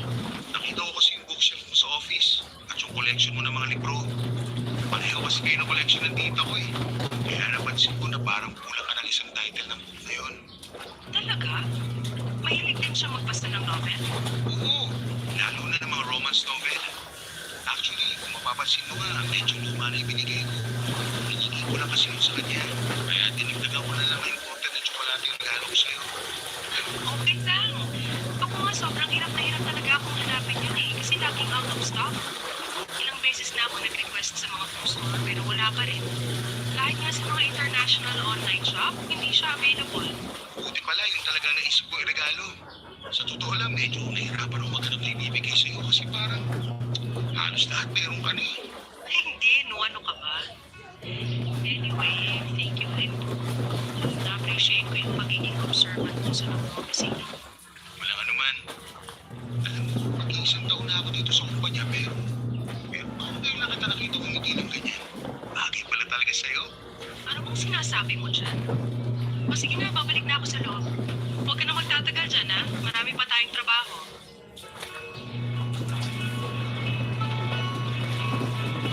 Papadudod, sobrang natuwa talaga ako nang makita kong nagustuhan ni Aubrey ang regalo ko sa kanya. Hindi ko kasi talaga inaasahan yon. Alam ko kasi na may kaya sa buhay si Aubrey. Tapos isang lumang libro lang ang ireregalo ko sa kanya. Sinubukan ko rin kasing hanapin yon sa bookstore at online. Pero wala na akong makitang kopya. Mabuti na lang talaga at pareho sila ng koleksyon ng tita ko at pumayag si tita na hingin ko ang isang libro niya. Sinamahan ko na lang ng mamahaling tsokolate para naman hindi isipin ni Aubrey na tinipid ko ang regalo ko para sa kanya. Pero alam mo papadudot, kung ano ang mas hindi ko inaasahang makita ng araw na yon. Yung pagngiti niya habang magkausap kaming dalawa. Sa loob ng halos isang taon na nagtrabaho ako sa advertising company na yon ay di isang beses ay hindi ko siya nakita ngumiti ng ganon. Kaya naging sobrang espesyal sa akin ang saglit naming pag-uusap ni Aubrey. Mapatudot, sa pagpasok ng bagong taon ay napansin ko ang unti-unting pagbabago kay Aubrey. Oo, masungit pa rin siya. Mataray at perfectionist pagdating sa kanyang trabaho. Pero paminsan-minsan ay nagagawa na niyang ngumiti na talaga namang bagay sa mukha niya. Mas lalo siyang gumaganda at hindi nga nagtagal. Naramdaman ko na mas lalo akong nagkakagusto sa kanya. Hanggang sa ma-realize ko na nai-in-love na ako sa creative director ng company namin.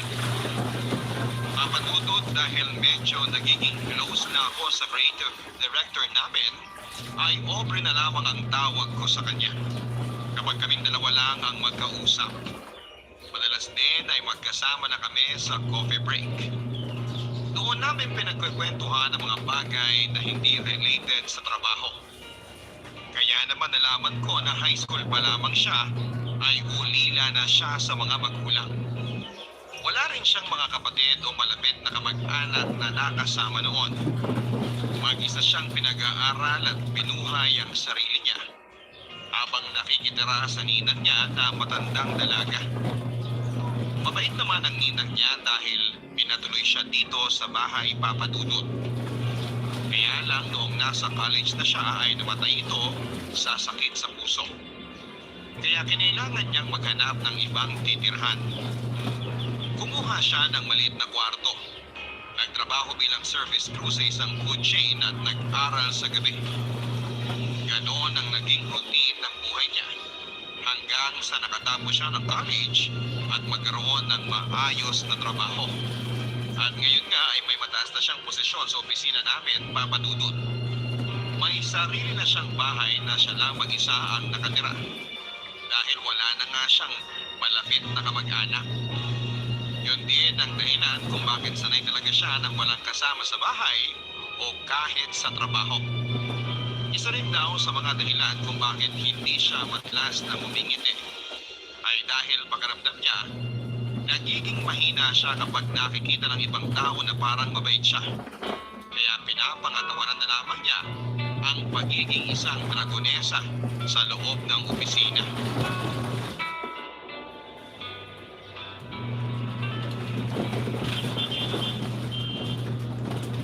Ano ba yan? Wala pa rin tumitigil na taxi. Tama nga si Mr. Torres, sobrang traffic na ngayon. Kaya pala siya nagmamadaling umalis pagkatapos ng dinner meeting natin kanina. Okay lang naman na traffic basta may taxi.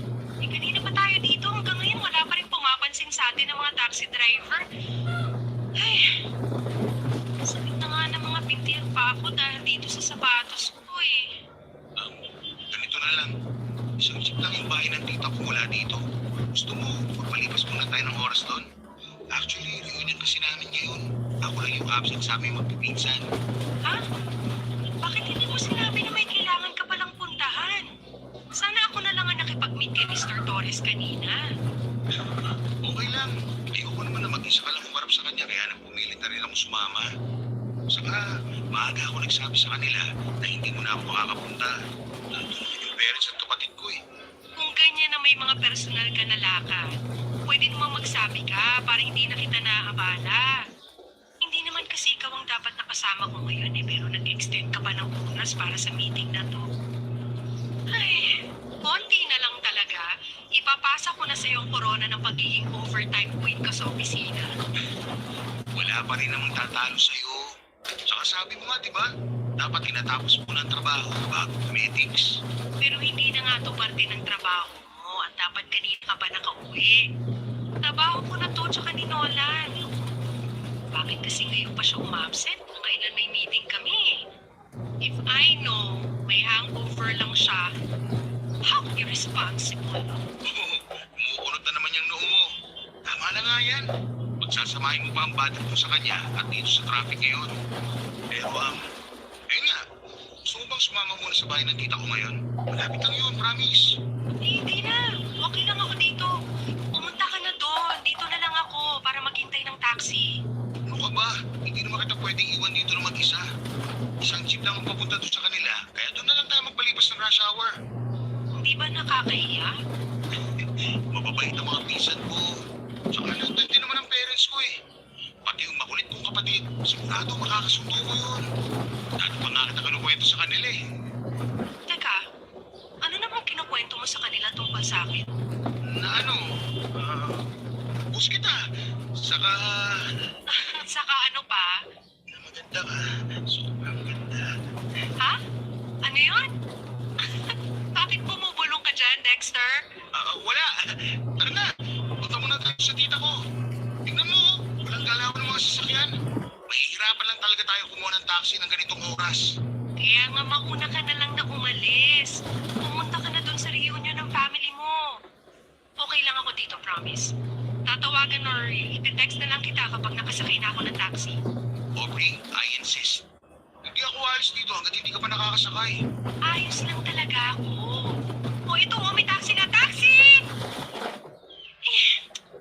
Ano ba yan? May laman pala. Ano? Hindi pa rin ba magbabagong isip mo? Ikaw din. Baka gabihin tayo dito. Ayaw na ayaw mo pa namang nasasayang ang oras mo. Ay, nahihiya lang talaga ako eh. Huwag kang mag-alala. Mababait talaga ang mga pinsan ko sa buong family ko. Kaya sigurado ako na mag-enjoy ka ron. Sa tingin mo ba, okay lang talaga sa kanila na pumunta ako? Ano naman? Sabi ko nga diba, matagal ka na nilang gustong makilala ng personal. Saka akong bahala sa'yo. Sakaling gabihin man tayo. Ihatid kita pa uwi. Kaya tara na. Ako na magdadala nitong bag mo.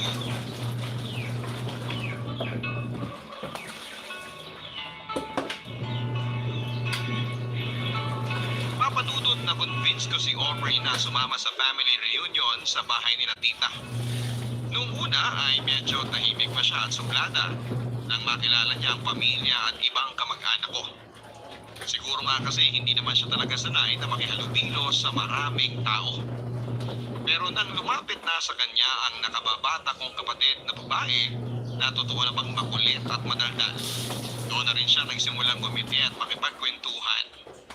Hanggang sa pati ang pinsan ko, kinakausap niya na rin at nakainuman pa niya.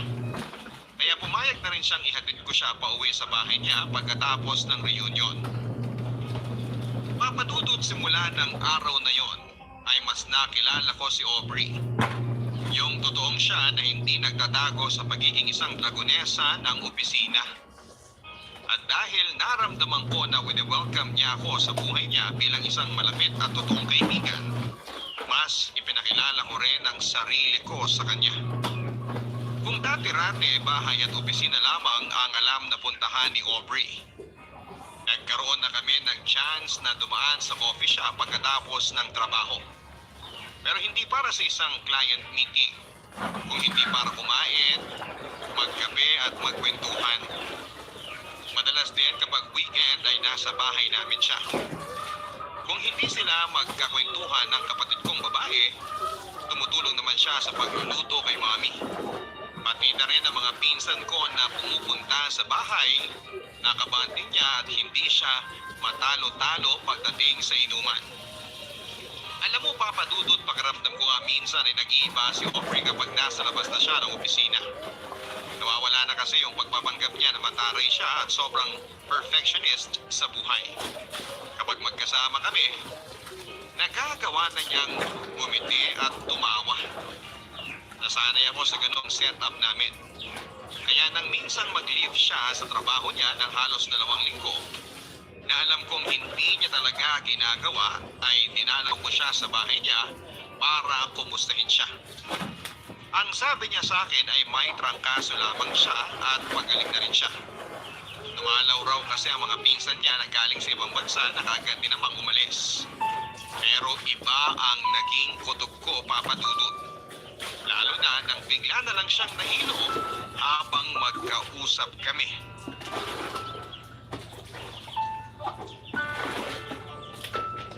Hindi ka ba sinasabi sa akin, Aubrey? Siyempre wala. Ano namang itatago ko sa'yo? Ilang linggo ka nang wala sa opisina. Akala ko nga may trangkaso ka o sadyang masama lang ang pakiramdam mo. Kaya hindi mo nasasagot ang mga tawag ko. Sinabi ko naman na kanina ang dahilan, di ba? Nagkaroon ako ng bisita dito, umuwi yung mga pinsan ko. At bigla akong tinrangkaso pagkatapos nilang umalis. Ilang beses ko bang kailangan ulitin sa'yo yun? Pero sinabi mo rin sa akin noon na halos wala ka ng kamag-anak na malapit sa'yo. Wala ka na nakakausap sa kanila. Bakit biglang may mga pinsan ka na darating tapos magagawa pa makitulog dito sa inyo? Hindi ba talaga pwede mangyari yon? Wala ba talagang tao na pwede maging concern sa akin at gusto ko makasama? Eh, hindi naman sa ganun. Kasi kung may totoong tao nag-aalala sa'yo, ako yun. Tapat ka nga sa akin. May sakit na ba? Ano pong sinasabi mo? Pwede ba? Itigil na nga natin itong pag-uusap na to. Wala akong sakit. At wala akong tinatago sa'yo. Bakit ba kasi ang dami mong tanong? Concerned lang ako. Kasi syempre kaibigan mo na ako. Kaya nag-aalala ako sa'yo. Pero wala nga kasi akong tinatago. At wala rin ako dapat sabihin sa'yo. Tsaka sino ka ba? Sino ka ba sa buhay ko para mag-usisa ng kung ano-ano sa akin? Alam ko nasanay ka na mag-isa. Walang sinasabi ng problema mo o nararamdaman mo. Pero inuulit ko, kaibigan mo ako. Alam mo, handa ako makinig kahit ano pa yan.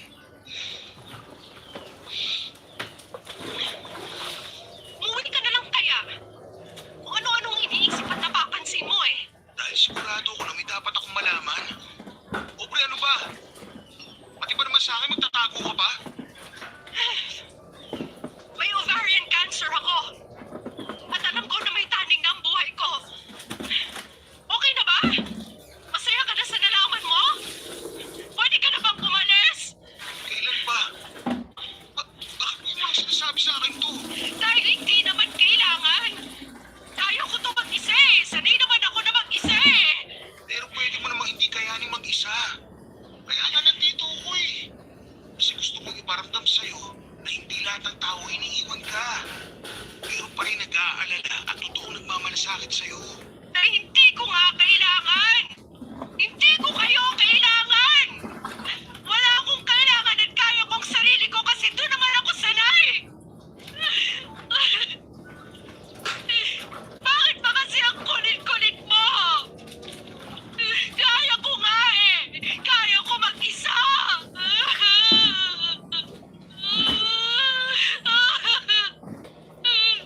Kaya ko. Tama na. Kuya,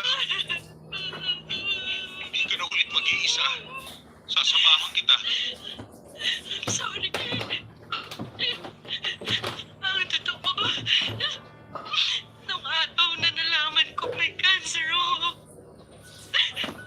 gusto talaga kita tawagan nun. Kasi ikaw lang naman ang nakakausap ko eh. Pero naisip ko na para saan pa?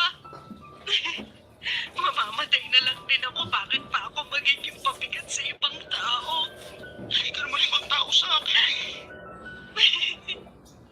Pero ayoko pa rin maging pabigat sa'yo. Tsaka ilang taon na ako nabubuhay na mag-isa. Anong bago kung mamatay na lang din ako na nag-iisa?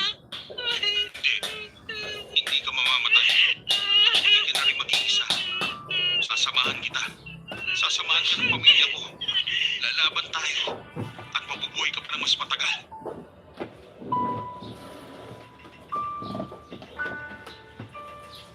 Sobra akong nasaktan nang malaman ko ang tungkol sa stage 2 ovarian cancer ni Aubrey Papadudut. Alam ko namang wala namang kaming relasyon ni Aubrey.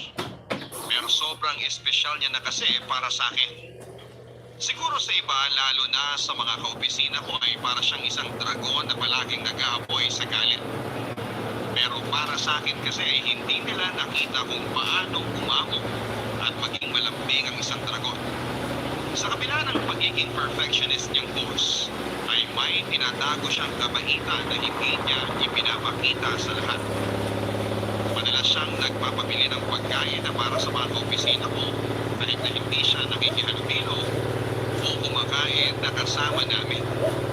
Nagpapabot din siya ng cake o regalo sa kung sino man ang may birthday. At kahit na hindi ko siya katugo ay inuring niya na halos na totoong magulang sina mami at daddy. Pati na rin ang kapatid ko na sobrang sabik na magkaroon ng ate. Naging parte siya ng pamilya ko hindi lang dahil sa tinanggap niya kami, kung hindi dahil kami mismo ang may gusto na maging parte siya ng pamilya namin. Kaya nang nalaman ko ang tungkol sa sakit niya, Gustong gusto ko nang umagpuro pero pinilit kong pinilit. Di na ayokong paghinaan siya lalo.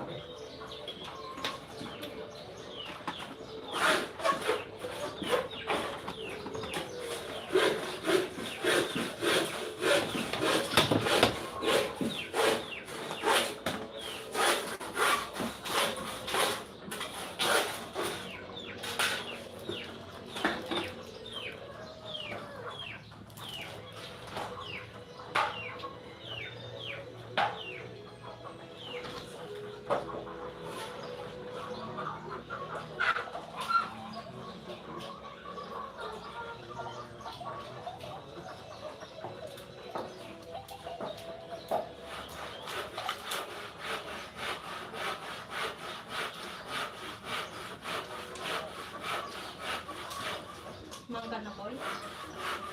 Sino?